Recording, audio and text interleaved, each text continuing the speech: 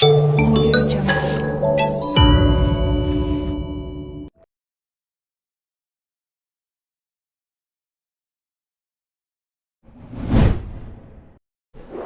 Assalamualaikum warahmatullahi wabarakatuh. Hi my dear student, how are you? I hope everyone feels great and ready to learn in our subject, lesson plan and material development with me, Mutiara Ayu. In this session, we are going to discuss the introduction to English language teaching or ELT. As an English teacher, we are responsible for ensuring that students learn proper grammar, pronunciation, writing, and reading comprehension, right? So we are responsible for creating lesson plans that will teach students the skills they need. A few of the main duties of an English teacher are answering students' questions, grading student tests and essay, tracking student progress, and teaching students the importance of English. So that's why this subject will guide you to accomplish all the tasks that English teacher must do. Well, this subject is to provide students with initial knowledge in teaching generally and teaching English specifically. It consists how to design teaching plan, materials, media, evaluation, and measurement. So at the end of this subject, you will be able to identify theories of material development, develop teaching materials, media, language assessment, and of course, create a lesson plan. Well, my dear student, in this global world, most of the communication is done in English, right? It is as the medium of teaching. In English language teaching, or ELT especially, when English is connected to classroom teaching, it plays very significant role in engrossing the students' attention. To acquire good communication skills or to excel the communication skills, students have to acquire mastery in 4 skills. They are reading, listening, speaking, and the last one is writing. But before a student acquire with all these skills, he or she has to develop interest toward the subject or language. So, in this regard, the teachers play a very prominent role in attracting the student attention by creating interest among the students. A teacher should play various roles such as learners, facilitator, assessor, manager, and the last one, evaluator. But before we teach our student, as a teacher, we have to first place ourselves as a learners and think from the learner's perspective. In doing so, students can be captured with interest. And before we teach, we must keep in our mind the mental ability and the capacity of the learners. To teach English language effectively, we should consider some principle of language teaching.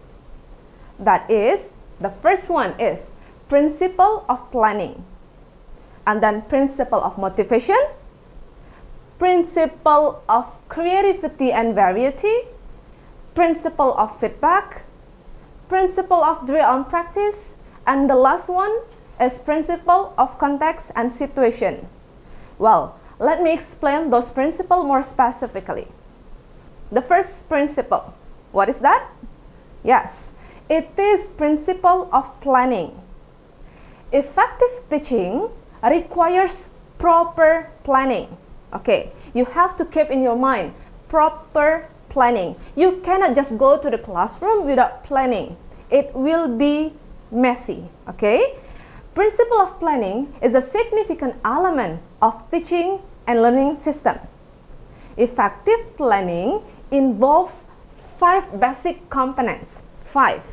The first one, it is well-designed curriculum, and then learning objectives, teaching and learning activities, assessment mechanism, and then the last one is evaluation method to check the students' understanding of the topic. The principle of planning provides structure for essential learning so that the teacher cannot deviate from the main topic. So you have to be on the track based on your planning, okay? It helps the teacher to know the aims and objective of the course in advance. So the teacher can be organized to complete all the syllabus in the given time frame. So you can finish all the materials, all the topics based on the time you have scheduled, okay? It also can help you as a teacher in timely preparation of the lesson and confidence in delivery. Because when you do a very well preparation, absolutely, when you are in the classroom in front of the students, you can confidently teach them and deliver the materials, right? Okay, now let's move on to the second principle. What is that? It is principle of motivation. The most important factor in second language acquisition is motivation. We cannot deny that. The success of students depends on the rate of the teacher's motivation of student. Because language teachers cannot teach language effectively if they do not understand the relationship between motivation and its impact on the language acquisition. So, the teacher's job is to create a friendly environment in which all the students feel recognized and valued. So you have to make your students feel valued so they will be more interested in joining or participating in the classroom. For example, by knowing students by name, right, teacher can personalize classroom environment. I do believe when a teacher or lecturer remembers your name, you feel more, what is that, like intimate with the teacher, right?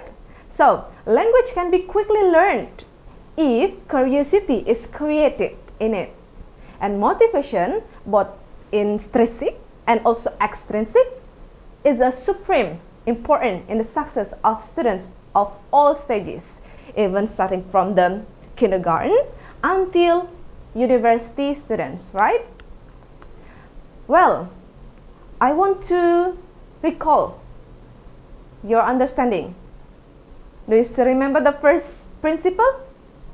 Yes, it is principle of planning, and just now we discussed about the principle of motivation. Okay, my dear student, we go on to the third principle. It is about principle of creativity and variety. What is that? Creativity makes difference in a classroom. In the process of teaching and learning, the teacher should encourage the creativity in the classroom. Creative classroom provide environment where students are encouraged to express their idea, think out of the box. For example, in the world of internet right now, in the digital era right now, teacher can incorporate creative learning by creating captivating lessons and various topics that boost students' ability to come up with imaginative ideas, right? And then, principle of variety. It is interrelated each other. Variety is also one of the most influential factors to enhance teaching and learning process. Because conventional methods of teaching are very outdated now. It is very old-fashioned. As a modern teacher, you have to be more innovative and creative. So the teacher can bring variety in the classroom by using different learning activities, feedback techniques, resources, and various teaching approaches to make the classroom lively and interesting. Well, next principle. It is about principle of feedback. Feedback is an essential element of improving the learning process of the students. Feedback is acknowledged as a vital approach to facilitate students' development as independent learners in order to monitor, evaluate, and regulate their own learning. It has been proven that feedback enhances learning and improves students' outcomes. Many researchers have found about this result. Giving feedback is an important skill for teachers in higher education and has a major influence on the quality of the students' learning process. Because, feedback can improve your own ability. When you have already presented or stated your ideas, your answer, and then the teacher or the lecturer give you feedback based on what you have done, it can be delivered oral or written, and also it can be given to individual or the whole class. For example, in speaking class, you usually do presentation in a group, right? And then after you have already presented materials, the lecturer will give you such a feedback or comment related to your performance. It can be done individually in the beginning, and then the lecturer will recap or sum up the whole member's presentation, right? So that's why it can be done in individual or even in a whole class. Through proper feedback, students are able to get guidance and opportunities for improvement by acknowledging their drawbacks. Okay, so far, do you follow what I have explained to you? That's good, nice. Let's go on to the next principle, right? It is principle of drill and practice. Language learning is essentially a habit-forming process. Keep in mind, language learning is essentially a habit-forming process. When students are learning a foreign language, right now we are learning English as our foreign language, we need sufficient process, right? And drill to do away with our mother tongue, since the sounds of the new language is totally different from those of our mother tongue. So it is very important for teachers to help the students to master the structure and sounds of English language. Repetition, for example, it is very the best way for you to make a drill and practice in learning foreign language, because repetition is one of the basic language learning techniques, because habits are formed through repetition. Okay? In the process of learning, students tend to forget things, so that's why it is very essential for teacher to repeat, recall, and remind the students about the materials that we have already discussed and learned.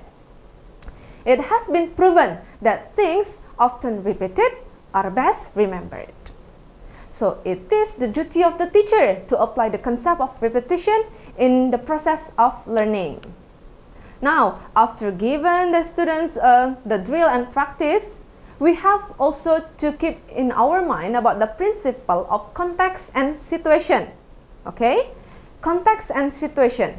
It is the main objective of teaching English language, because we have to make the students or the learners unable to use it, right? It is very nonsense if you only learn about grammar, for example, but you never use it, you haven't practiced it in your daily conversation.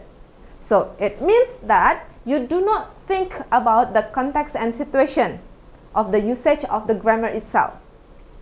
Since the purpose of the language is to enable the learners to use it, then it must be practiced in suitable realistic situation or imagined situation. Because language learning is not easy unless it is connected to practical life. It is true, because when we just only talk about something that we never know or we never have a relation with our reality, it is very difficult for us. But in other hand, if we talk about some topic that it is very related to our daily life, it's very easy for us to understand the topic itself. In situational, language teaching, all the word synthesis grow out of a real situation. So students can apply the knowledge in day-to-day life situation. Well, class, I want to see your understanding about our materials today. What are the principles that we have to consider in language teaching? The first one is principle of planning, and then principle of motivation, principle of creativity, principle of the feedback, principle of drill and practice, and the last one is principle of the context and situation. So we have to keep our mind that we have 6 principles that we have to consider in our teaching and learning process. Because in the context of language learning, the role of a language teacher is extremely influential in student achievement. They must have intensive knowledge and understanding of the general and psychological principle that govern students' nature and behavior, especially in relation to the students' learning experience. While teaching, you as a teacher must keep in your mind the mental ability and the capacity of the learners, because it will make a very significant difference when you just put your position as the learner's perspective. Okay? Well, my dear student, this is the end of our session. Thank you very much for your nice attention, and see you in the next session. Wassalamualaikum warahmatullahi wabarakatuh.